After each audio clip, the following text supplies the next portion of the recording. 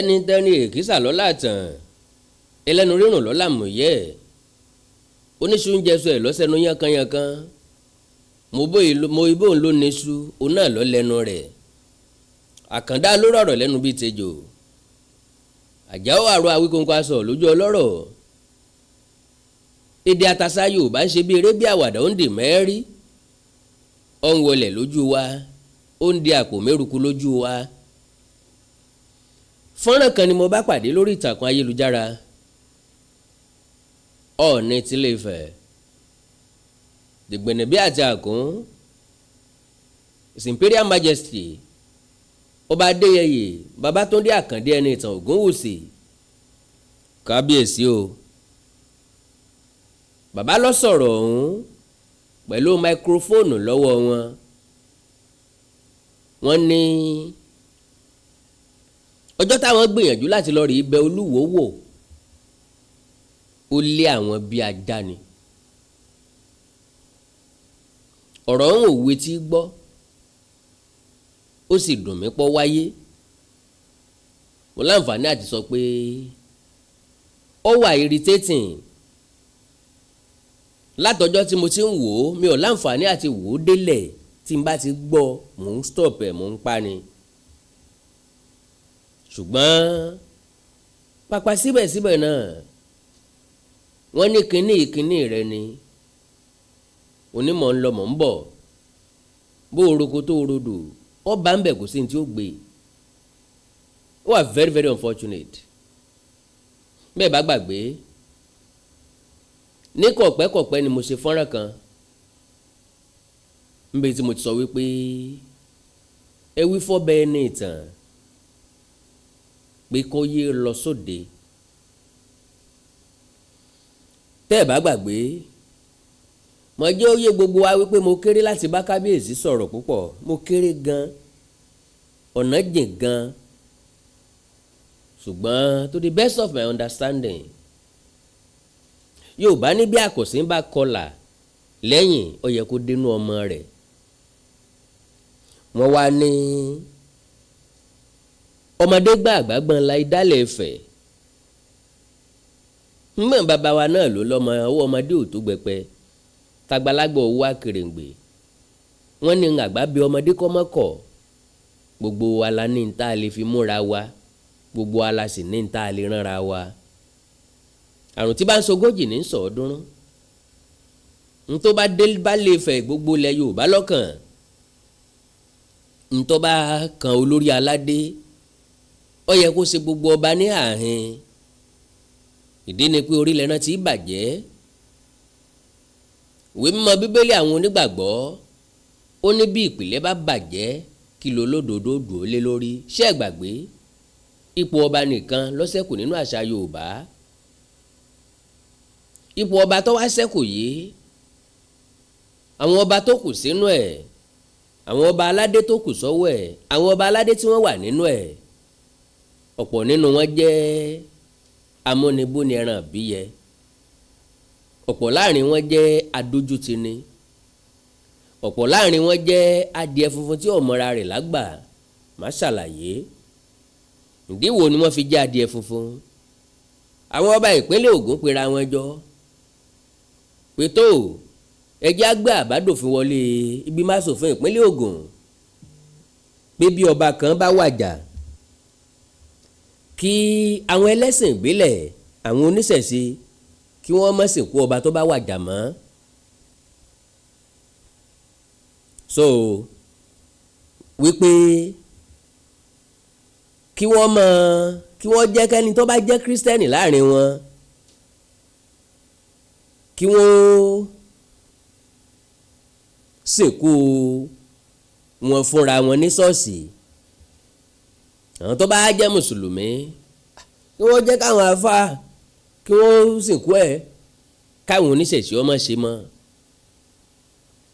Eléyìí wá fa wuyewuye lọ́dọ̀ ọrú wa ni pé ìṣẹ̀ṣe ni wọ́n ń pè lọ́ba o.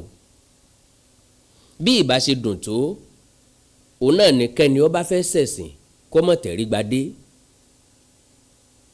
wípé ẹnikẹ́ni tó bá ti tẹ́rí sádé ó ti tẹ́rí síṣẹ̀ṣe.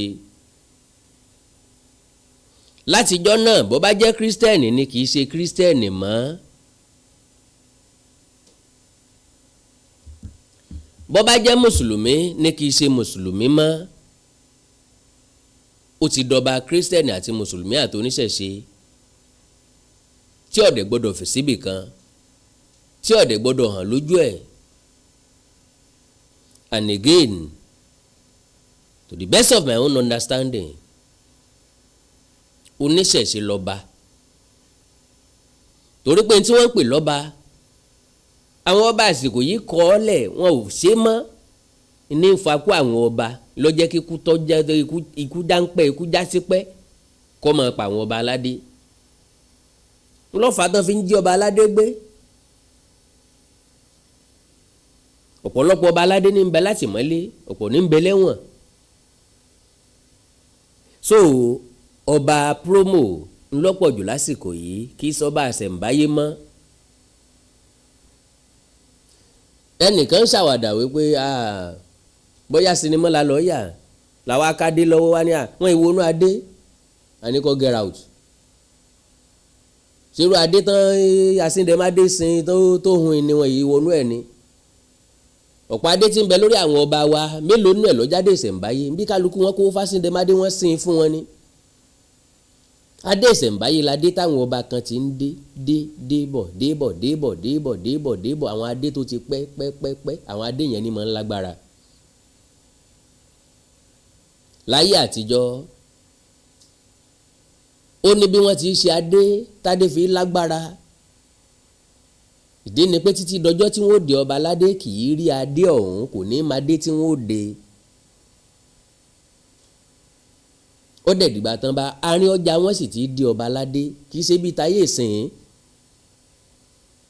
wọ́n yẹ pé ǹjọ́ tọ́ba bá ti jáde kúrò ní pèbí ni ó ti gbádé lérí, wọn ò ní gbé adé fún lójú wa, ọ̀pá àṣẹ nìkan wọ́n gbélé wọn lórí lójú wa, á kàn sọ pé wọ́n fẹ́ wúyè lásán ni. gbogbo àwọn nǹkan yìí ó ti wá yẹpẹrẹ àṣà Yorùbá, kò jẹ́ káṣà Yorùbá ó níyì mọ́. ṣé ẹ gbàgbé ẹnikẹ́ni tó tara ilé ẹ̀ lọ́pọ̀ kò ní ríra mọ́ bọ́ bá dọ̀ wọ́n gógó. torí pé àwọn ará Saudi Arabia wọ́n ṣàpọ́nlé Muhammadu ńlọ́jẹ́ kẹ́ ẹ máa rí Mẹ́kà. wọ́n tún sàárè rẹ̀ sí, wọ́n yí mọ́bù, gbogbo ẹ̀ ń dẹ́gbẹ̀rin lẹ́fípẹ́ fẹ́ lọ wo sàárè ànábì. sàárè ànábì kọ́ ni ó fún ọ lówó, nǹkan ni ó fún ọ lóyún, nǹkan ni ó jẹ́ kó orí ṣe, nǹkan ni ó jẹ́ kó ráyé gbé, nǹkan ni ó jẹ́ kó rọrùn wọ̀. lórí ọ̀rọ̀ tàwọn Mẹ́kà tí mo sọ lọ, mo rí kọ́mẹ̀ntì ẹnìkan lónìí tó ní bọ́jẹ́ 20 million naira. àwọn táwọn jẹ́ mùsùlùmí àwọn máa rówó lọ, àwọn ọ̀tá mùsùlùmí ò ní rí 20 million naira kó jọ. mo rántí pé èsì tí mo fún ni pé ó kú ìyà, ó kú ẹ̀sìn, ó kú òfò, ó kú ànásòfò. mo ní kí wọ́n continue láti máa waste owó wọn, waste resources wọn láti máa build ìlú onílùú. So coming back to ọ̀rọ̀ Olúwo àtọ̀ọ̀ni, to the best of my understanding, igi mójìnà sórí pọ̀.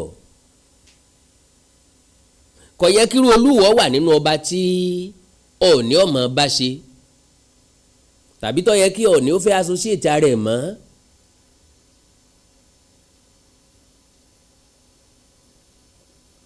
wọ́n ka Ọọ̀ni fẹ́ lọ kí Olúwo fún kínní,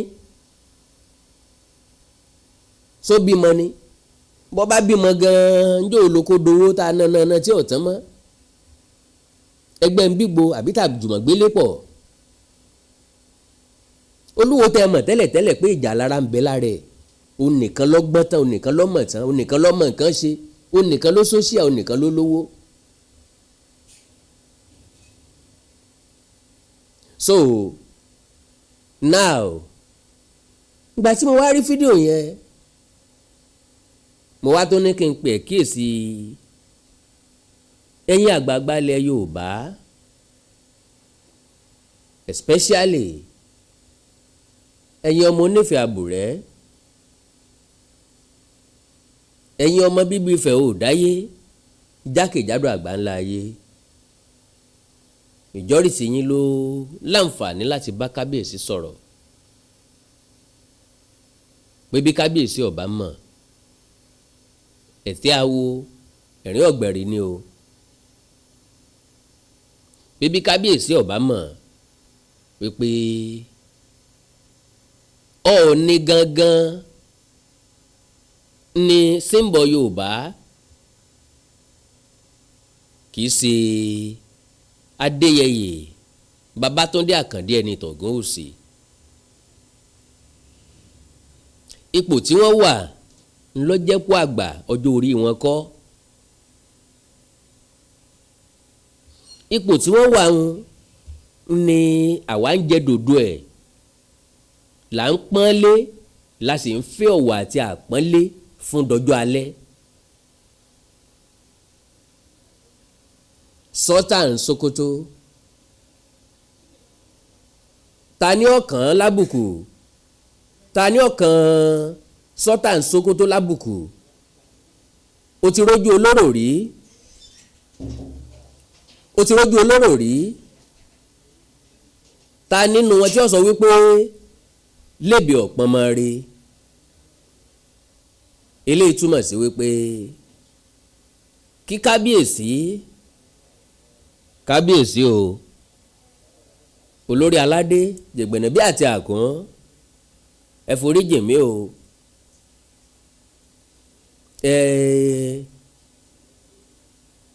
kò sẹ́ni tó lè sọ pé kẹ́ ẹ fìdí pagbá lé ṣùgbọ́n kẹ́ ẹ sọ òde lọ.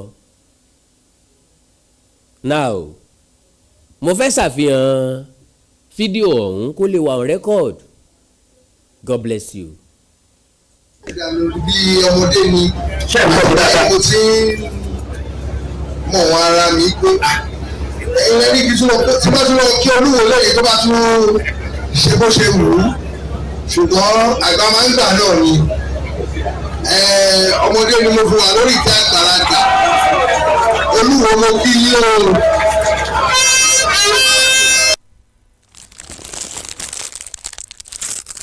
Ìwúrí ọdún tuntun níbi tá a ti máa ń tọrọ tá a fẹ́ tẹ́lẹ̀ dọ̀ sì máa fàṣẹ sí wàrà ṣe sà. tọ̀dún yìí tuntun wọlé dé o. ọ̀rọ̀ ni wọ́n ṣe bilájẹ́ ẹ̀yà àwòrán máa làkúlà sọ̀rọ̀ ọ̀rọ̀ nìkan ọ̀rọ̀ nìkan. gbogbo ìwé kò wọ́n pariwo ajé tuntun tán. gbogbo ẹ̀dá yìí pátá tó fẹ́ gbẹ́gbẹ́ pé làwọn ẹlẹ́nu iṣẹ́ òfẹ́ máa rí tajé ṣe kó sọ̀rọ̀ kó bóde pàdé. ìṣègùn ìtàlójú ayé àti lójú ọ̀run ẹni tó ń wá àwọn ọlọ́jọ́ tó ti pẹ́ ìjákulẹ̀ lórí ìwé ìròyìn gbogbo ìgbà. nítorí jẹ̀rí mi tẹ́lẹ̀ ṣàdédé ní gbogbo nǹkan lọ́dún rẹ̀ bì tètè máa bọ̀ níbi ìwúrí ọdún tuntun yìí èyí tó máa wáyé fún ọjọ́ mẹ́rìndínlógún gbáko ní December ọdún tá a wà yìí. kó wá tọrọ gbogbo tó fẹ́ fún ayé rẹ̀ ti dáadáa. káwọn alálòó sì máa fàṣẹ sí lójú ẹsẹ̀. àwọn tó gbá lọ́dún tó kọjá ohun tí wọ́n fẹ́ ti tó wọn lọ́wọ́. wọ́n ti ń gbé ìgbésí ayé ìrọ̀rùn báyìí. ìwé náà wọ́n ṣàfihàn ẹ̀wọ̀n agbọ́ o. ẹ̀yin tẹ́ bá wà lọ́nà tó jẹ́ orílẹ̀-èdè Nàìjíríà àtẹ̀yin tẹ́ wà ní ìpínlẹ̀ orílẹ̀-èdè ní Áfíríkà tó fi wọ́n ẹ̀yin tẹ́ wà nínú òyìnbó tẹ̀lé ráyè wá síbi ètò yẹn fisikali ẹ̀wọ̀n fòyà. sọ wípé ìwúrí ọdún tuntun yìí bá ti ń wọ lọ́wọ́ ní December. a máa ṣe fídíò kan pẹ̀lú yín tí kálukú dẹ̀ máa ṣe ìwúrí rẹ̀ lẹ́yọ kọ̀ọ̀kan ní èmi kan ìwọ kan tó lóyìnbó pè ní one-on-one. fáṣọ̀dọ̀ wa lòdì lójú ẹsẹ̀. privacy yìí jẹ́ wálé gbogbo gan ni o. àwọn tí yóò máa súnlé fáwọn èèyàn níbi ètò yìí mímọ́ gbogbo wọn wà. àwọn alálẹ̀ ló ń gbẹnu wọn ṣàṣẹ. elédùà ló fi ṣẹ́ra wọn. bóyá tó bá wà ní Nàìjíríà tàbí any country ní Áfíríkà bó sì dé ní ìlú ló wà. tètè pé àwọn hotline wa yìí kò bù sílẹ̀. +234915049170 tàbí +234915049169 tó fi mú +234703185437. èyí tí ẹ bá wà ní ìpínlẹ̀ Ògùn àtàgbègbè ẹ̀ pèsè ilé iṣẹ́ wa láti máa bù. a wà ní nọ́mbà 55 OEA compound along Old Ondogbowe express road adjacent Bona Farm junction ìjẹ̀bú ìlẹsẹ̀ nípínlẹ̀ Ògùn tàbí kẹ́kẹ́ sí OEA herbs and scrub spices lórí Facebook at OEA_herbal lórí Instagram website wa ní www.oea/herbal.com email address wa ní herbscrubs2019@gmail.com níbi ìwúrí ẹ̀dùn tuntun tó máa wáyé ní December ọ̀nà ọ̀làmúlẹ̀kan lóhùn aláṣẹ OEA herbs and scrub spices ló wí pé tèmi tiẹ̀ ò ní sòrò ṣe o èyí ṣe. ẹni tí kẹrin fẹta logistics iṣẹ́ wọn dára ká fífún wọn kárí ayé.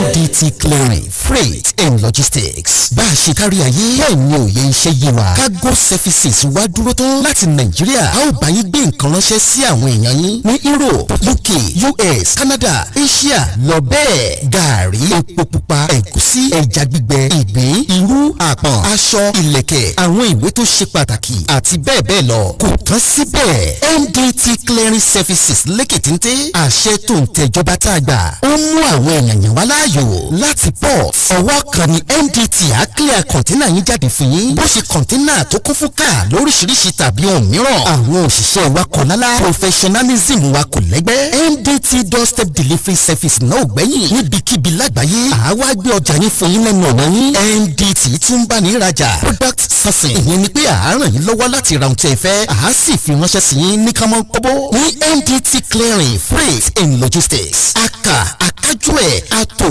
àlétò iṣẹ́ wa yàn ó yanjú lówó péréte ẹ máa bọ̀ lórí iléeṣẹ́ MDT ní nọ́mbà 22 Latif Salami Street Ajao Estate Ikeja Lagos a sì tún ní ẹ̀ka káàkiri orílẹ̀-èdè Nàìjíríà ẹ bá wa sọ̀rọ̀ 08182311480 àti 09129074004. bákan náà iléeṣẹ́ MDT lókè òkun wà ní Toronto Canada please call +16472895364 website www.mdtfreights.com.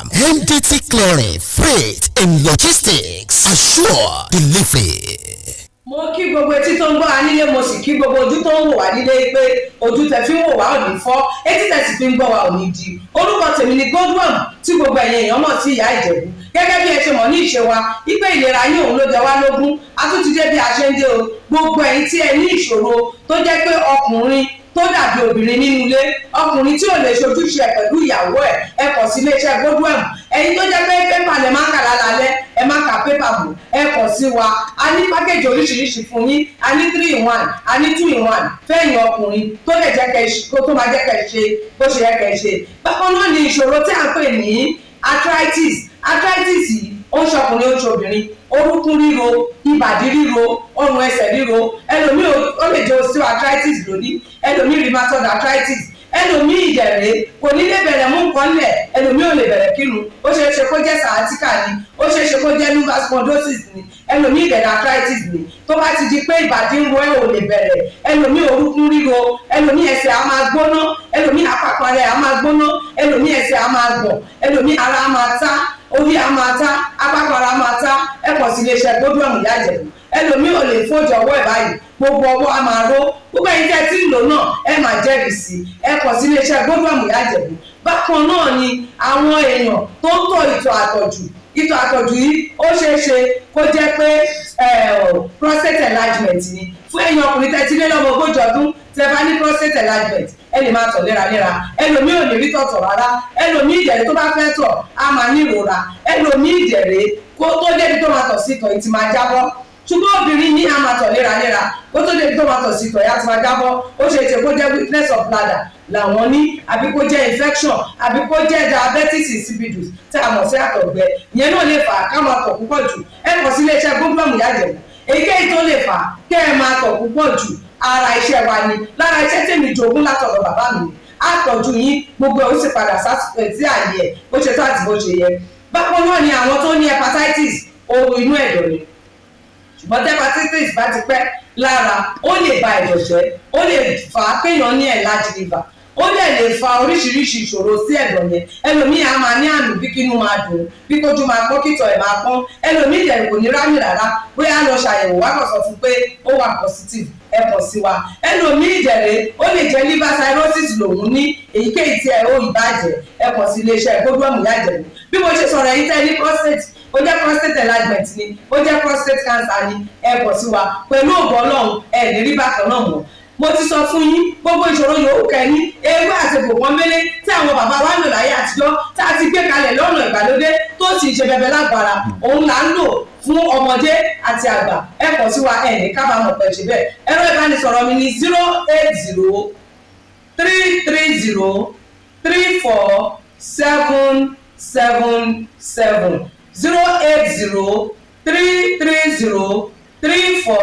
08033033477 ẹ bá wà lamẹ́ríkà kẹ́ ẹ wà ní Spain kẹ́ ẹ wà ní UK ibikíbi tẹ́ ẹ bá wà ó jẹ́ Canada ni ó lè jẹ́ Port Harcourt ni ó jẹ́ Abuja ni ibikíbi tẹ́ ẹ bá wà ẹ kàn sí iléeṣẹ́ Godwin ìyá Ìjẹ̀bú ẹ bá mi sọ̀rọ̀ lórí WhatsApp ẹ lè pè mí, ẹ lè fi voice note lẹ̀, ẹ lè fi message lẹ̀ lórí WhatsApp, máa dá yín lóhùn bó ṣe tó àti bó ṣe yẹ. Gbogbo ibi tẹ́ ẹ bá wà lè gbòógì wá máa dé, ẹ sì ní kábàámọ̀ pé ẹ pọ̀ sí iléeṣẹ́ Godwin Ìyá Ìjẹ̀bú.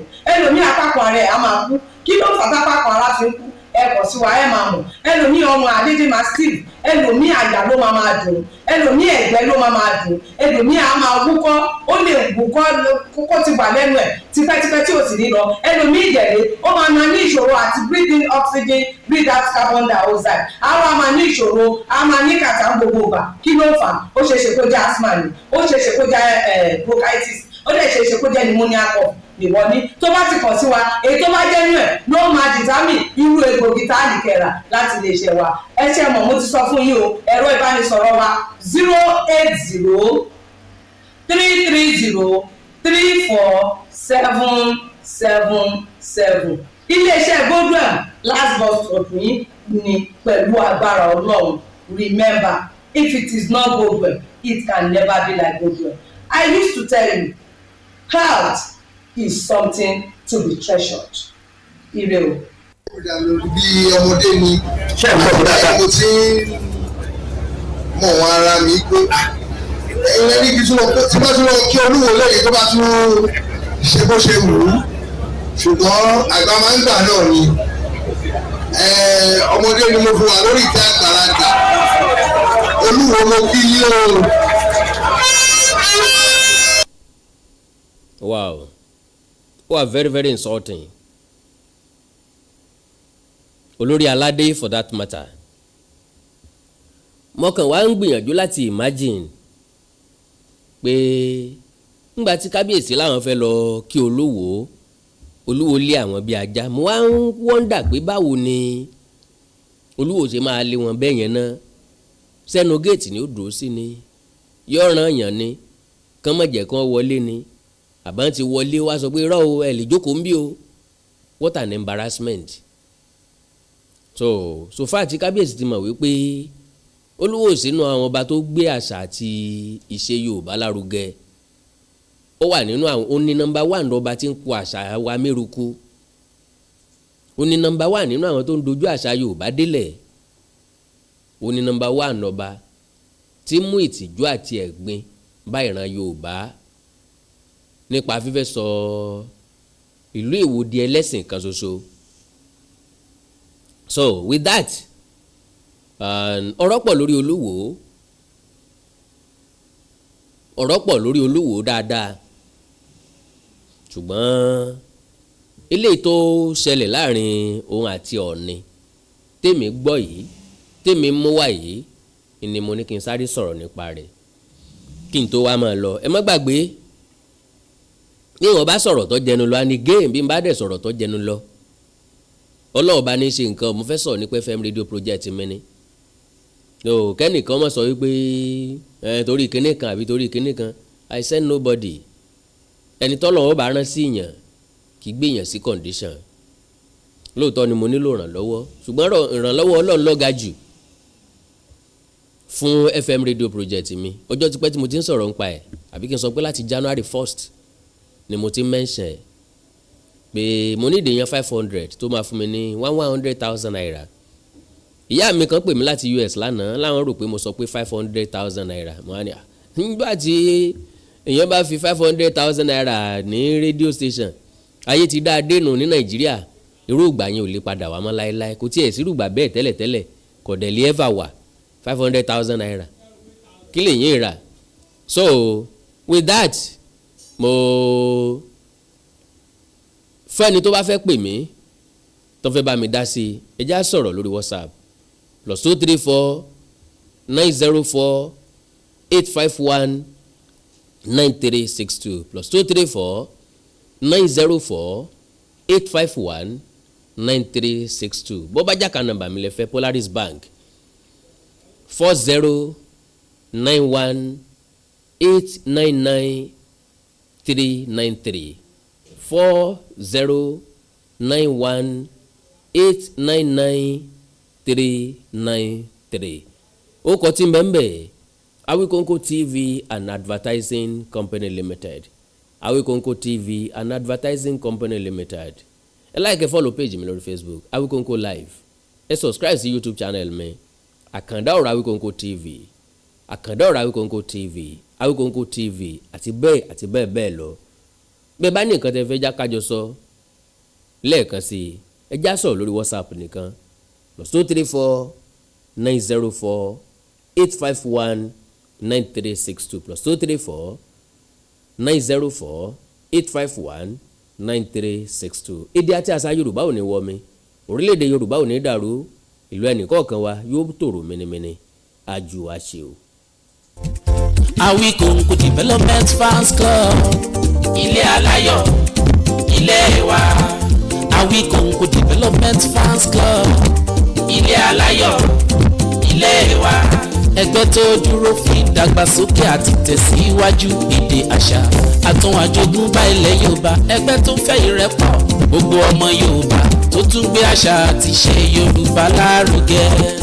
Awikonko Development Fans Club, ilé aláyọ̀ ilé wa. Awikonko Development Fans Club Worldwide, ẹgbẹ́ tí kò rọ̀gbọ̀kú lé ìjọba, ẹgbẹ́ tó dúró fún ìdàgbàsókè àti ìtẹ̀síwájú èdè àṣà àtún àjogúnbá ilẹ̀ Yorùbá pẹ̀lú àtìlẹ́yìn gbajúgbajà pèdèpèdè ní Akanda ọ̀rọ̀ Awikonko, ẹgbẹ́ tó ń fẹ́ ìrẹ́pọ̀ gbogbo ọmọ Yorùbá, ẹgbẹ́ tó ń gbé àṣà àti ṣe Yorùbá lárugẹ, ẹgbẹ́ tó dúró láti ṣàtìlẹ́yìn tó gbọngbọ́n fún Akanda ọ̀rọ̀ Awikonko àti àwọn ètò rẹ̀ káàkiri àgbáyé. Àǹfààní wà láti darapọ̀ mọ́ wa, ẹ bá wa sọ̀rọ̀ lórí WhatsApp nìkan, ẹ lè pè wá, ẹ lè send text message tàbí voice note pẹ̀lú àwọn nọ́mbà wọ̀nyí +234 80 53 27 0136 tàbí ààrẹ ẹgbẹ́ Adéolú Adékọ́lá lórí +170 48 91 27 29. Awikonko Development Fans Club Worldwide, ilé aláyọ̀ nílé wa.